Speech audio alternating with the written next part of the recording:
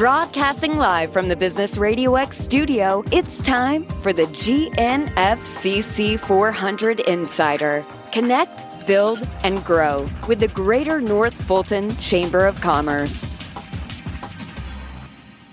Hello and welcome to the GNFCC 400 Insider, the monthly radio show and podcast presented by the Greater North Fulton Chamber. I'm Callie Boatwright, President and CEO of the North Fulton Chamber, and today we are celebrating our 2022 Women Influencing Business Award winners. These outstanding women were chosen from nearly 100 nominees by a committee of former award winners. We have three of our amazing winners with us today. First, our 2022 Businesswoman of Excellence Large Business Award winner is Leslie Day-Harrell, Executive Vice President, Associate Experience, and Head of Corporate Real Estate at Jackson Healthcare. Leslie works with associates to develop an overarching strategy created to help ensure positive employment experiences, including career and personal growth, physical, emotional, and financial health, and spiritual and social well-being. She also works to advance the company's ongoing commitment to serve others, including the company's Fostering Holiday Hope initiative for North Fulton foster children, and works with Love Lifts Village, providing co-working space for 15 local nonprofit organizations, all at a reduced cost. Glad to have you with us today, Leslie. Thank you so much. Glad to be here. Next, we have our Rising Star Award winner, Miss Melody Swilling, owner and founder of Swilling Family Law.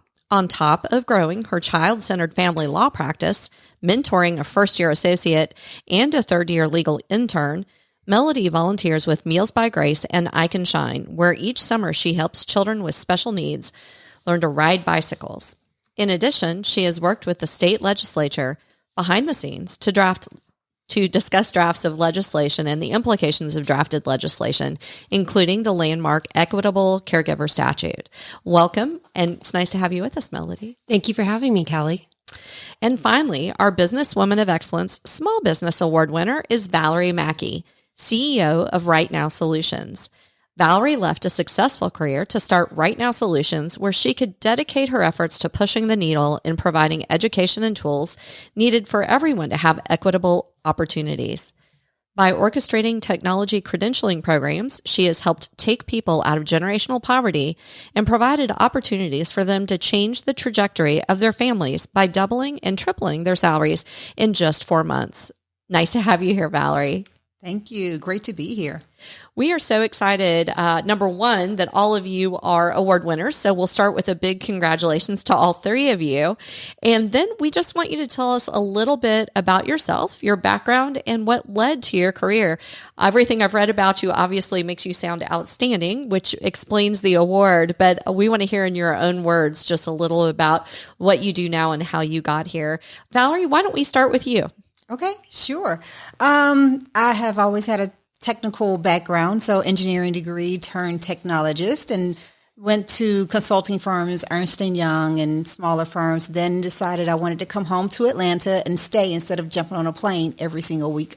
And started doing technology for Coca-Cola, many roles throughout my 12 years there, and ended up having a wonderful technology leader role, and loved working with people and the team. So that's kind of what led me here to say, I want to do this more. And then I have 2 kids. So that's a big part of my life too, a husband, and very connected to the community. So very community focused, although tech focused, very community focused. That's awesome. It's great to have you here. And certainly that blend of work with family balance is one I'm sure we'll hear more about. Melody, how about you? Tell us a little bit about yourself and your background and what led to where you are now. Certainly. So I came into law right when the crash happened. Perfect timing. So 2008 was a beautiful time to start a law career. And I started in bankruptcy, helping consumer bankruptcy practice. It was a large company, and I saw a lot of Metro Atlanta struggling and families struggling. I knew that I wanted to do more litigation and help families in a different role. So I began expanding my practice to family law and including divorces, custody, modifications, adoptions, and really found my passion helping the families. I expanded my role to include guardian ad litem work, where I am the courts expert on custody and visitation. So I get to hang out with the kids, and they're the best part of these cases. So really having a child-centered practice, it speaks to my heart. I've got 2 boys, and they're in the community. I'm seeing the impact this has on children every day. And my job really does affect all the fibers of our community, from teachers dealing with the impact of a child going through a divorce, to the businesses having to coordinate, is mom or dad picking up at karate? It impacts all of us as a community. But I joined the Greater North Fulton Chamber of Commerce because it's so prevalent in the community as far as reaching and explaining to people that there's a better way, an amicable way to do this. You can disagree with grace, and you can litigate and do it compassionately. That doesn't lose sight of the fact that these families have to go to parent-teacher conferences the next day. Right. It's not just Coke versus Pepsi litigating in court. Right. There's a family involved at the end of the day. So being in the community and having people familiar that there's a person behind the business is really helpful for me to get our message across. I think that's awesome, especially since children are often forgotten in the mix, and to have an advocate like you, I think is very, very important. So we appreciate it. And Leslie, last but not least, can you tell us a little bit about yourself and your background, and goodness about what you do now? Sure, absolutely.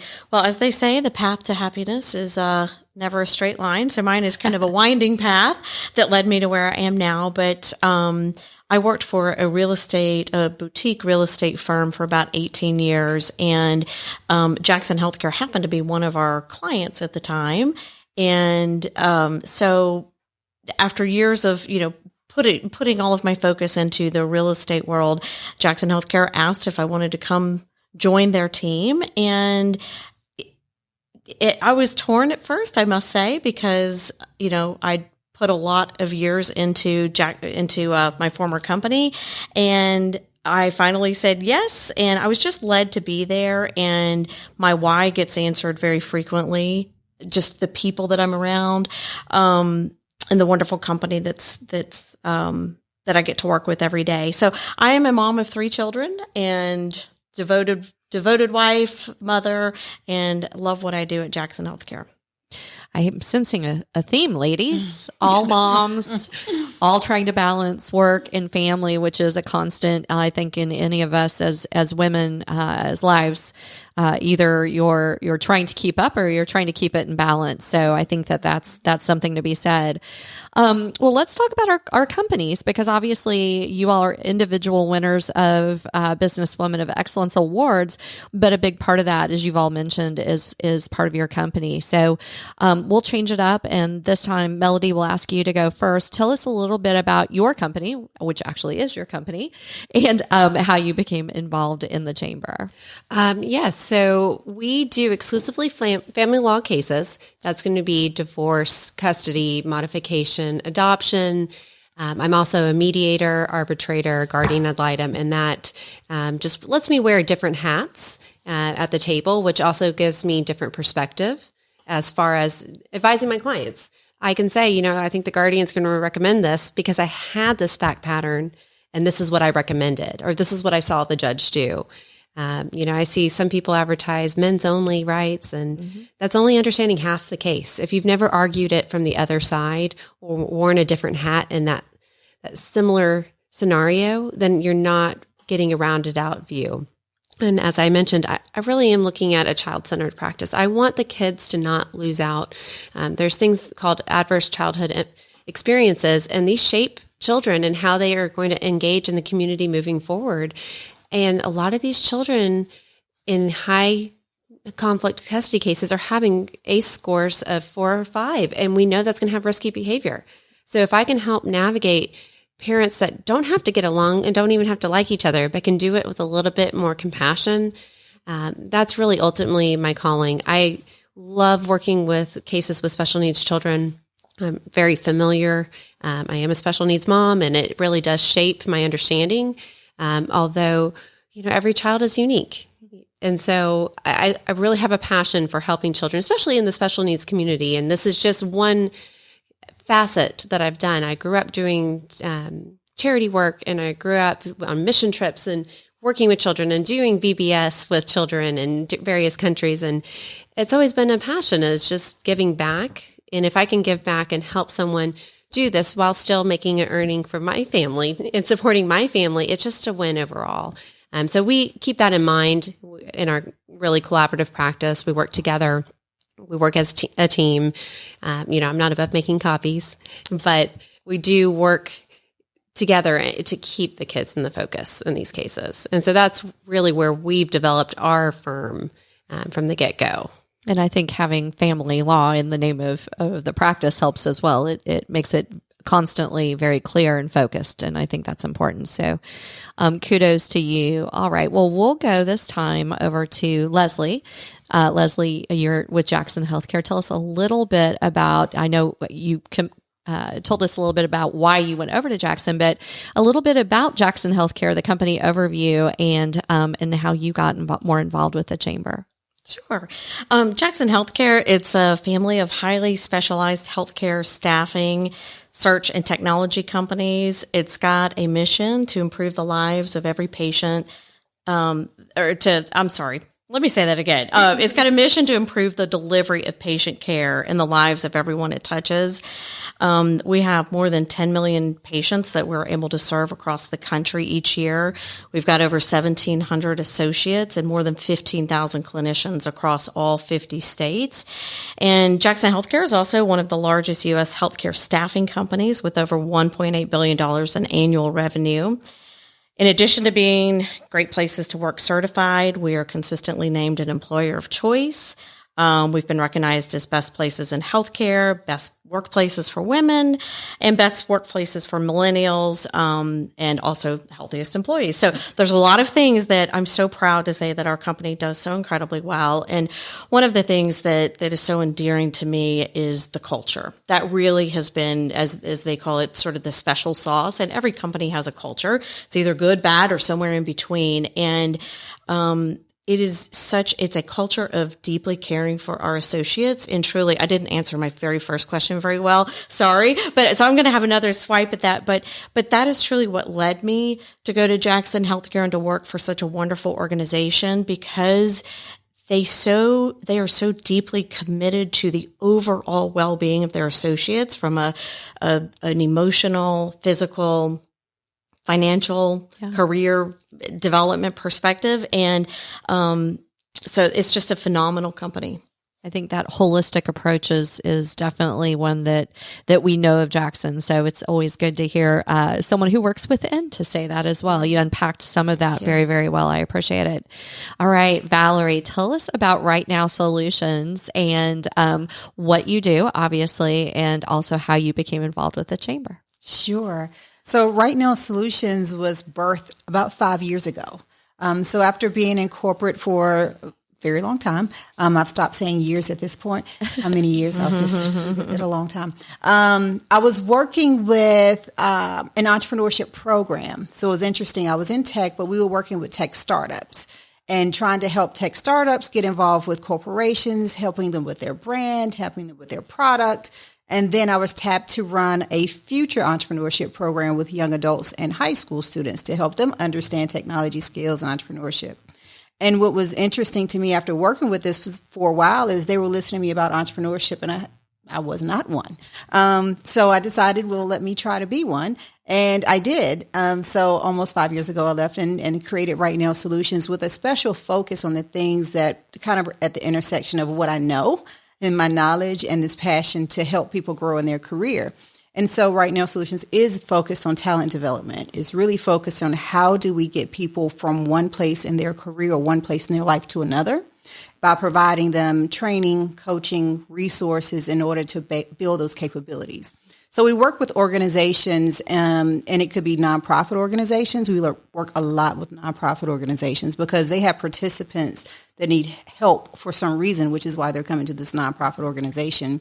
But those nonprofits don't necessarily have the skill set to do workforce development, right? So we do a lot of technology certifications to help them on their way, because we all know that you can have a lucrative career, and it doesn't necessarily take a 4-year degree to be able to do some of these careers. And so we come in with a very, holistic curriculum around these technology certifications, around the professional development. So we have a huge curriculum around what it takes to navigate in the corporate landscape, because we felt like those were some of the things that were preventing people from getting into a career excelling anyway, were the kind of more the soft skills, which I think should be called something else other than soft skills. And then because we are dealing with that population, we deal a lot with financial literacy as well. And so we go through a lot of our times working with these organizations for months at a time, getting them skilled, getting them trained, and then getting them placed. And so it's a full cycle of talent development, of training them and getting them placed. So we have a lot of partners and organizations. And then those same organizations have the same needs. Technology changes, right? So you have people that were working on something, it becomes obsolete. But my view is we shouldn't, restructure those people out. We should reskill those people. And so I work with organizations to determine what are your old skills and where is your roadmap, where are you going? And we can come in and help reskill those people. They have knowledge of your company. They already know what you're doing. They're loyal to your company. We can come in and help reskill them. And sometimes it may be technology, or sometimes they may be managers are getting promoted and they need to know how to manage, because just because you get promoted does not mean you know how to manage. Amen. Amen. So we have a lot of programs around that, around leadership. How do you, become a better leader, more inclusive leader?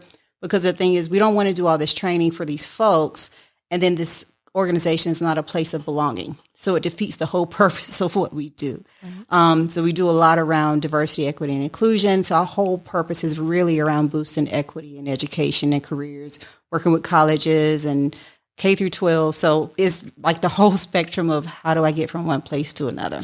I think my favorite part of that is the fact that you were training or teaching entrepreneurs and they were listening to you and you're like, wait, I should probably take my own advice. How many times have we been talking and thought, well, wait a minute, I probably should do that too. I think that's awesome. And I love the whole person approach or whole company approach in that respect. So I thought that was awesome as well.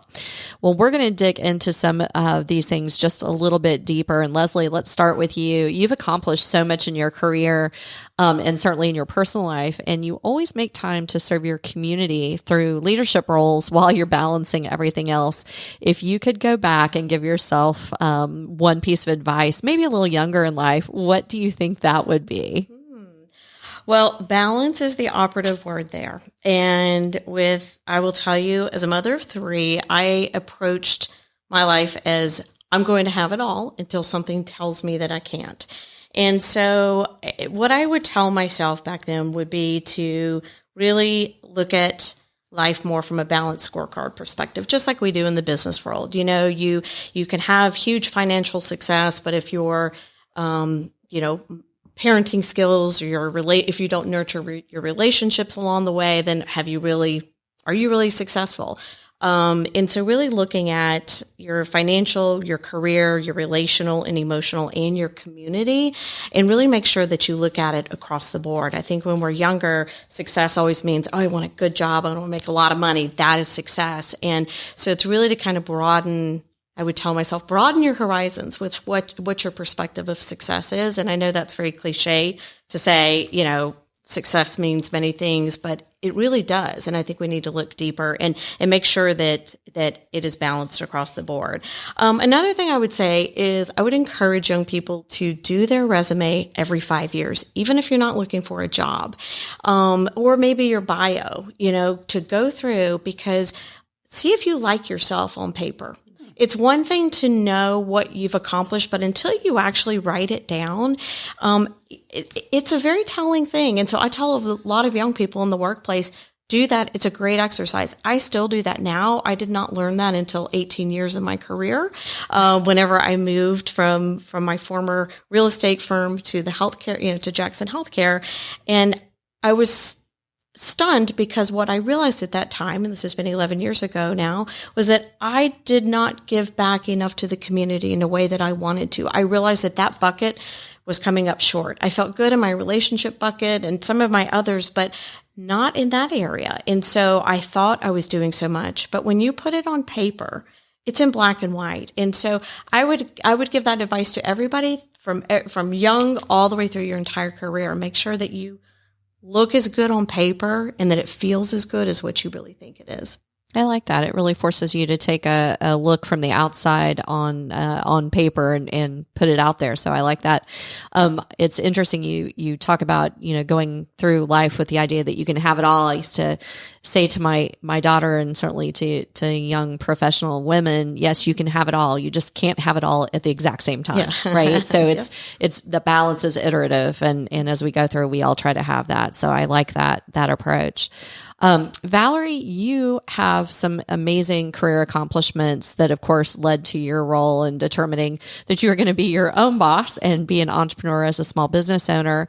Can you maybe tell us a little bit about your experience transitioning from technology and certainly from engineering right before that? Because that, to be honest, is was more of a male dominated field. And so making that move from engineering to technology and then to focus on people, right? Which is a very different focus, and delivering those solutions and maybe, and I think I know the answer to this, but what you have found to be more important. You're right. It's a very different world. And I have always been in these fields that were more male dominated. So engineering was very male dominated. I remember my first internship in co-op when I was in college. I used to go to Cincinnati to GE Aircraft at the time, and aircraft engineering is already male. And then we were on the floor of the aircraft engines of the men that built aircraft engines, because they were all men that were mechanics. And then the engineering crew were all men. And so being young, it says a lot to perception, because I had to look around and figure out at 19 years old, who was I as a professional person? What did careers look like? How was I supposed to dress? And I found myself wearing khakis and a polo shirt and thinking that was what I was supposed to wear, because that's what every man did in the floor. That's what everybody else did around me. So it really speaks to, I think, the importance of having other people in your life and your career to guide you.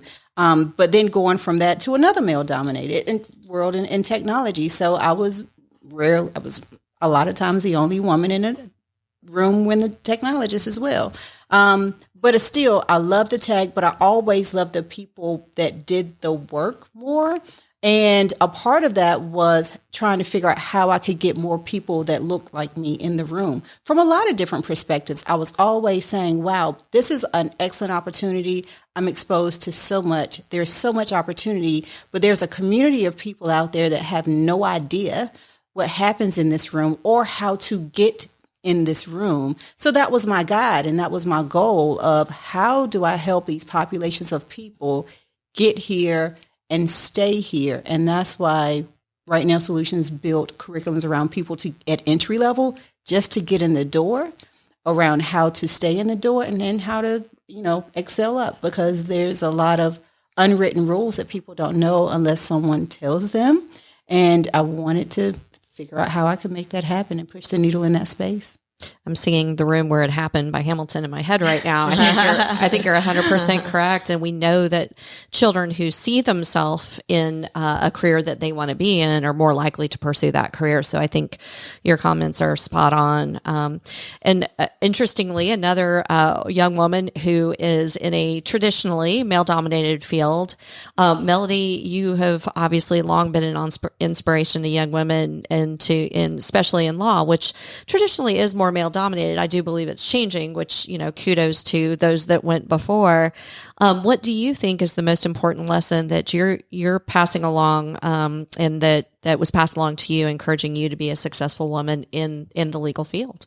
Well, first of all, I need to say thank you for the young comment. My eye cream really thanks you for that. But the law has been traditionally male dominated. Litigation especially has been male dominated. There's 15 years ago, it was more difficult to be a working mom, a nursing mom in open court, right? That trying to find a room to pump in the middle of a jury trial. I've been there. I've done it. I've gotten the pumping bingo card and which judge's office I've used or jury room. And being a working mom, you just find a different voice. And I think that what's very important for young women wanting to go into law is that you don't have to be that stereotypical female lawyer from the 80s that we all remember. She was meaner. She was more aggressive. She just really wasn't someone you'd want to hang out with. You can be a successful litigator You can be respectful. You can be kind. You don't have to be nasty. But if you're prepared, you're professional, and you know your stuff, you're going to do circles around those men anyways. So I love it. Girl power. I think that that we are seeing change and we're being the change we want to see, which is important as well. So as women, how do you encourage and empower other women in your own organizations? How are you paying it forward in some respects? Valerie, I'm going to start with you. So I mentioned that a lot of what we do is try to empower people in general. And I will say that because I did find that I was one of the few women in the room, I have a focus on recruiting women when we do these workforce development programs. And so for instance, we work with a lot of women organizations, Women in Technology. They have a cybersecurity program for single mothers. We do the professional development to help them. We have a program, a nonprofit called Hype that we work with. They work with all girls, teaching them coding. Well, we teach the Leadership Academy for them to prepare them for their internships in college. And then when we work with these organizations to do the recruitment, we're always saying, we want at least a 50-50 split of men and women. So there's a heavier push to get women to this field because of the average is like around 23%. And so when we do run these programs, we try to get at least 50% that are in the class. And then the same thing at BRGs or business resource groups or employee resource groups within corporations. We work a lot with their, female organizations so that we can talk about, okay, how do you have the it factor? How do you make sure people see you with confidence and presence and credibility? So we have very focused things that we do with women all the time. So definitely a focus for us. Teaching them to stand out and stand up for themselves, which is important. Leslie, how about you and within Jackson? What are the things that you're doing to encourage and empower other women within your work? I really pour into the learning of the young women that come in. One of the roles that I oversee is our guest services role. And we've got at least 4, if not 6 guest services on staff at all times. And they tend to be the younger ones that come right in out of college. And I will say, we have put them on a career path. And so just pouring into their learning, helping them understand that to think so much bigger, beyond what your traditional, girl roles are. We get them involved in some of the engineering activities in the building and just kind of broaden their horizons. So I would say education. I'm a big person in continuing to build them, and just pouring into that. And also to promote not doing it alone, creating opportunities for a lot of women to kind of band together, hang out together, do activities together, do volunteer activities together, and really encourage that and build each other up in the workplace. We need more of that. We do indeed. And it's more fun that way. I would much rather do it with other women. So I think that's a great idea. All right, Melody, how about you? It's the mentoring that we do internally in our firm. I didn't have mentorship. I had trial by fire. Finding out at 8:00 the night before that you're handling a final trial is a little unnerving for a young associate. So I'm not afraid to review their direct examination. I'm not afraid to walk through it with them. Cross-examine me. You want to do a deposition? Let's walk through it. How is it going to look? So that it's comfortable. That's also having them sit in on trials. That's having them have more education as well. We have a minimum requirement in Georgia to keep our licenses as attorneys. I don't see that as a ceiling. I see that as a minimum. If there's a seminar that's coming up that fits in your schedule that will add value to our knowledge base as a group, let's do it. You want to get that extra certification? Let's talk about it. And let's really round out our practice so that everyone's developing and learning in a collaborative way. I like that. I like that you mentioned ceiling, right? So we've all learned things either by trial by fire or by maybe bumping our heads a couple of times against that ceiling. And really it's other women that you turn to try and navigate that when you have the opportunity to do that. So my final question is going to be about life lessons. Now, we all learn them in a different way, some positive and maybe some because we did bump our head a few times. So if you could give one piece of advice to other women who are trying to influence business in our own community, or a life lesson that you would want to share, what would that be? And I'm going to ask a volunteer to go first because this is a tough one. I'll go. All right, Miss Valerie. I would say genuine relationships. Create, and value genuine relationships. That is what I've found that will help me with business. It's not just a business thing. It's a life thing. Because you need a support system. When you fall, you need somebody there to be a great person for you to look up to help you put together the broken pieces. If you are here, you're having success, you want somebody to celebrate with. But even as I built this business, most of the business that we did was through referral and through people we knew and through people we had genuine relationships with. So it wasn't a big marketing push. It wasn't a big awareness push. It was having a track record of doing what I say I was going to do and building relationships with people that matter, even with the chamber. Mm-hmm. So I'll say it's important. And one of the reasons that I'm a part of the chamber is I appreciate those relationships that are people there that are there for genuine reasons. And we connect on that level. So I would say find those people. It's not about meeting 100 people in the room. It is about finding a few people that you can have a deep connection with. Agreed. And the good news is if you have a genuine relationship with someone, they will most likely hold you accountable, which we all appreciate when that happens too. All right. Next. I'll go. All right, Miss Melody. Certainly.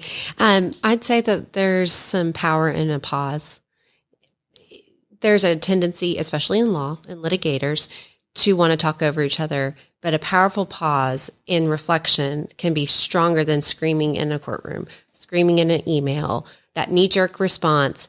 We've all seen the email, even in the professional world, that you regret the next day sending. That you say, I would have phrased it differently. I think I could have addressed it differently. There's a power in just waiting.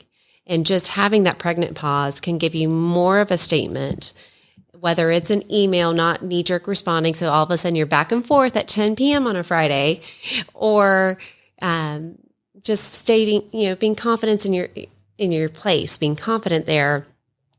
With silence, it has a lot of value and it speaks volumes. I was not trying to pause. That was it was a very powerful pause. Thank you. I was actually appreciating the comment. No, I agree, and probably one that I can do better at. So I appreciate that in particular. All right, it looks like you're rounding us out, Leslie. Okay, I would say to challenge your beliefs along the way. Beliefs drive our actions, and sometimes we allow ourselves to get caught in old beliefs that no longer serve us. And sometimes that's hard to challenge ourselves on that. But I think that's just part of progression and growth is to make sure that we still believe in the same things that we used to believe in, because life changes. We should change with that. It doesn't mean our values should change or what we care about, what we love, who we love, and how we do our work. But sometimes, and I found this in particular with my own life, that, I held on to old beliefs that I'm like, why do I do that? Or why do I still believe that? I know that not to be true anymore, but you get, stuck in habits. So it's kind of put your habits in check and check your beliefs along the way. I like that as well. Cause for some investigation and learn some new things along the way. I like it.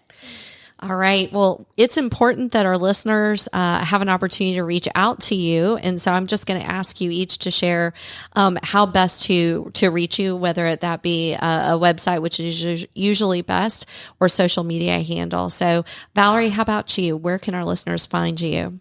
On the web, it is RightNow Solutions. RightNow is spelled with a W, so WRIGHT, RightNow Solutions.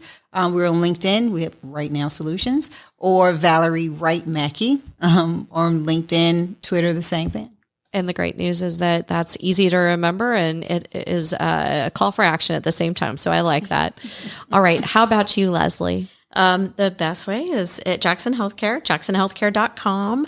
Also have LinkedIn, Leslie Day-Harrell. You can find me there. Excellent. And finally, Melody, how about you? Where do we find Swilling Family Law? I'll round it out with the very on-the-nose websites, swillingfamilylaw.com. Perfect. LinkedIn is Swilling Family Law. And we have an Instagram. It's Georgia, so GA Family Law. Perfect. Wonderful. Well, I appreciate all of you spending time with me today. I do want to congratulate you all on the winning of your respective awards. There were so many applicants, and every year I'm so grateful I am not part of the crew that selects those winners. We have past winners who do that, and respectfully so, since they were going before you as award winners. So I just want to thank you and congratulate you in your win this year.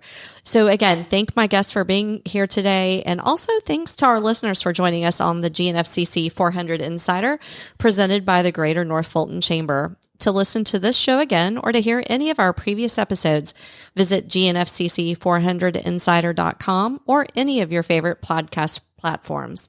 To find out more about our Women Influencing Business Award winners and to learn more about the Greater North Fulton Chamber events and programs, you can always visit GNFCC.com. Until next time, I'm Callie Boatwright, and this has been the GNFCC 400 Insider on Business Radio X.